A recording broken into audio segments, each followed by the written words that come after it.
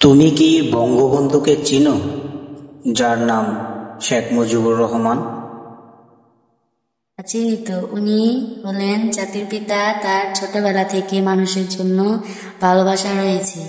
আমরা আরো জেনেছি শেখ মুজিবুর 1943 সালে দুর্ভিক্ষের সময় গোপালগঞ্জ ও টুঙ্গিপাড়ায় এসে জনগণের সেবা করেছেন।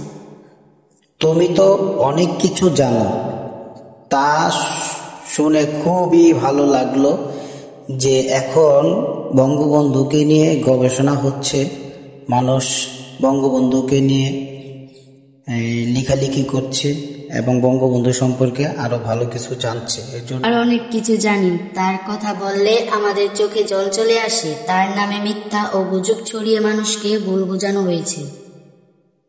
বাহ বাহ, খুব ভালো লাগলো তোমার কথাগুলো শুনে।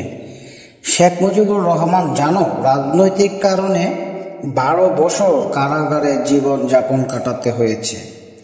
উনি 1949 সালে ঢাকা বিশ্ববিদ্যালয়ে 4th শ্রেণী কর্মচারীদের জন্য আন্দোলনের নেতৃত্ব গড়ে তোলেন এবং তাকে 15 টাকা জরিমানা দিতে হয়েছিল এই কর্মচারীদের জন্য আন্দোলন করার কারণে। এবং